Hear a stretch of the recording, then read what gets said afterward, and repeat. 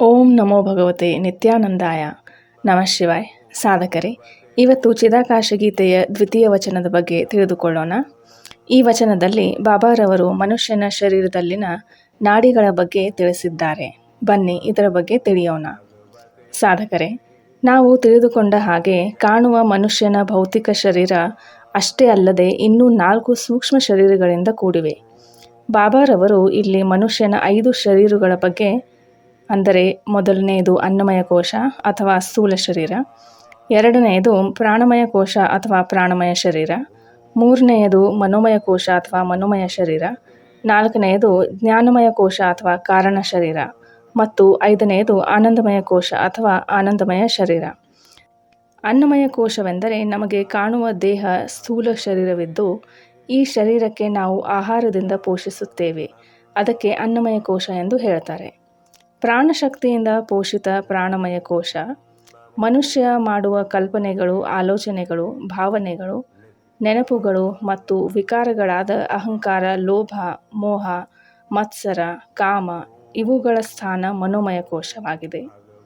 ಮನುಷ್ಯನ ಜೀವನದಲ್ಲಾಗುವ ಸಿಹಿ, ಕಹಿ, ಒಳ್ಳೆ, ಕೆಟ್ಟ ಘಟನೆಗಳು, ಪ್ರಾರಬ್ಧ ಕರ್ಮ, ಸಂಚಿತ ಕರ್ಮ, ಜ್ಞಾನ, ಅಜ್ಞಾನ ಇವುಗಳಿಂದ ಸಂಚಿತವಾಗಿರುವ ಕಾರಣ ಶರೀರ.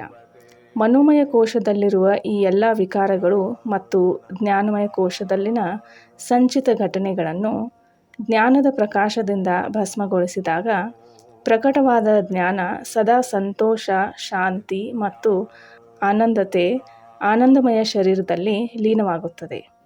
ಹೀಗೆ ಮನುಷ್ಯನ 5 ಶರೀರಗಳಲ್ಲಿ ಒಂದಾದ ಪ್ರಾಣ ಶರೀರ ಬಗ್ಗೆ ಬಾಬಾರವರು ಹೇಳಿದ್ದಾರೆ. ನಮಗೆ ಕಾಣಿಸುವ ಸ್ಥೂಲ ಶರೀರದಲ್ಲಿನ ಅಂಗಾಂಗಗಳು, ನರಗಳು, ಮೂಳೆಗಳು ಇತ್ಯಾದಿ ಎಲ್ಲವೂ ಪ್ರಾಣ ಶರೀರದಲ್ಲೂ ಇವೆ.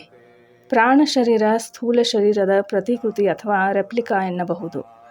ಸಾಧಕರೇ, ಪ್ರಾಣ ಶರೀರಕ್ಕೆ ಮತ್ತೊಂದು ಹೆಸರು ಪ್ರಾಣಲಿಂಗ ಎಂದು ಕೂಡ ಹೇಳಲಾದ ಏಕೆ ಮುಖ್ಯವಾಗಿದೆ ಎಂದರೆ, ಈ ಪ್ರಾಣ ಶರೀರದಿಂದಲೇ ನಮಗೆ ಕಾಣಿಸುವ ಸ್ಥೂಲ ಶರೀರ ನಿರ್ಮಾಣದ ಕಾರಣವಾಗಿದೆ ಮತ್ತು ಮನುಷ್ಯನ 5 ಶರೀರಗಳಾಗಲಿ, ಅಂಗಾಂಗಗಳಾಗಲಿ, ಚಕ್ರಗಳಾಗಲಿ, ನಾಡಿಗಳಾಗಲಿ ಅಥವಾ ತತ್ವಗಳಾಗಲಿ ಇವಕ್ಕೆಲ್ಲ ಪ್ರಾಣ ಶರೀರದಿಂದಲೇ ಪ್ರಾಣ ಊರ್ಜೆ ಅಥವಾ ಪ್ರಾಣಶಕ್ತಿ ವಿತರಣೆಯಾಗುತ್ತಿರುತ್ತದೆ. ಆದ್ದರಿಂದ ಪ್ರಾಣ ಶರೀರದಲ್ಲಿ 3 ಅತ್ಯಂತ ಮಹತ್ವಪೂರ್ಣವಾದ ನಾಡಿಗಳು ಅಥವಾ ಸೂಕ್ಷ್ಮ ನರಗಳು ಎನ್ನಬಹುದು. ಇದರ ಬಗ್ಗೆ ಬಾಬಾರವರು ಹೇಳಿದ್ದಾರೆ. ಅವುಗಳು ಯಾವೆಂದರೆ ಈಡಾ, ಪಿಂಗಲ ಮತ್ತು ಸುಷುಮ್ನ ನಾಡಿಗಳು. ಈಡಾ ನಾಡಿಯು ಬೆನ್ನುಮೂಳೆ ಅಂದರೆ ಸ್ಪೈನಲ್ ಕಾರ್ಡ್ನ ಎಡಭಾಗದಲ್ಲಿ ಸ್ಥಿತವಿದೆ. ಪಿಂಗಲ ಬೆನ್ನುಮೂಳೆ ಬಲಭಾಗದಲ್ಲಿ ಮತ್ತು ಸುಷುಮ್ನ ನಾಡಿಯು ಬೆನ್ನುಮೂಳೆ ಮಧ್ಯಭಾಗ ಎಂದು ಹೇಳಲಾಗಿದೆ. ಸುಷುಮ್ನ ನಾಡಿಯ ಬಣ್ಣ ಕೆಂಪು, ಈಡಾ ನೀಲಿ ಬಣ್ಣ ಮತ್ತು ಪಿಂಗಲದ್ದು ಹಸಿರು ಬಣ್ಣವಿದೆ.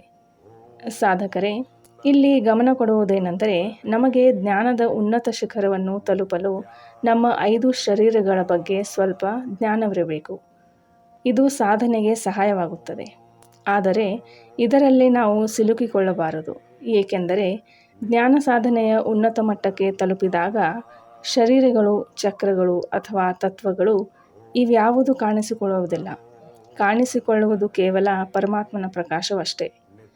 ಸಾಧಕರೇ, ಮುಂದಿನ ವಚನದಲ್ಲಿ ಬಾಬಾರವರು ಇನ್ನಷ್ಟು ನಾಡಿಗಳ ಬಗ್ಗೆ ನುಡಿದಿದ್ದನ್ನು ತಿಳಿದುಕೊಳ್ಳೋಣ. ನಮಃ ಶಿವಾಯ್. ಸಾಧಕರೇ, ನಾನು ಈಗ ಗುರೂಜಿಯವರ ಅನುಜ್ಞೆಯಂತೆ ಒಂದು ವಿಶೇಷ ಮಾಹಿತಿಯನ್ನು ಕೊಡಲು ಬಯಸುತ್ತೇನೆ. ಸಾಧಕರೇ, ಸಾಕಷ್ಟು ಜನರು ತಮ್ಮ ಜೀವನದಲ್ಲಿನ ಅನೇಕ ಸಂಕಷ್ಟಗಳಿಗೆ ಪರಿಹಾರ ಸಿಗಬೇಕೆಂದು ಹುಡುಕುತ್ತಿರುತ್ತಾರೆ. ಆದರೆ ಸರಿಯಾದ ದಾರಿ ಸಿಗದ ಕಾರಣ ಹಲವಾರು ಸಮಸ್ಯೆಗಳಿಗೆ ಒಳಗಾಗುತ್ತಾರೆ. ಅಂತಹ ವ್ಯಕ್ತಿಗಳಿಗೆ ಗುರೂಜಿಯವರು ಆಶಾಕಿರಣವಾಗಿ ಬಂದು ಸರಿಯಾದ ಪರಿಹಾರ ನೀಡಲಿದ್ದಾರೆ. ಗುರೂಜಿಯವರು ಪರಿಹಾರದ ವಿಧಾನ ಅವರವರ ಕರ್ಮಗಳ ಪ್ರಕಾರದಂತೆ ನೀಡಲಿದ್ದಾರೆ. ಹಾಗಾಗಿ ಯಾರಾದರೂ ಅವರನ್ನು ಸಂಪರ್ಕಿಸಲು ಇಚ್ಛಿಸುವವರು ವಿಡಿಯೋ ಸ್ಕ್ರೀನ್ ಮೇಲೆ ತೋರಿಸಿದ ಸಂಖ್ಯೆಗೆ ಸಂಪರ್ಕಿಸಬಹುದು. ಈ ಸಂಪರ್ಕ ವಿವರಗಳು ಪ್ರತಿ ವಿಡಿಯೋದ ಕೊನೆಯಲ್ಲಿ ವಿಸಿಟಿಂಗ್ ಕಾರ್ಡ್ನಲ್ಲಿ ನೋಡಬಹುದು. ನಮಃ ಶಿವಾಯ್.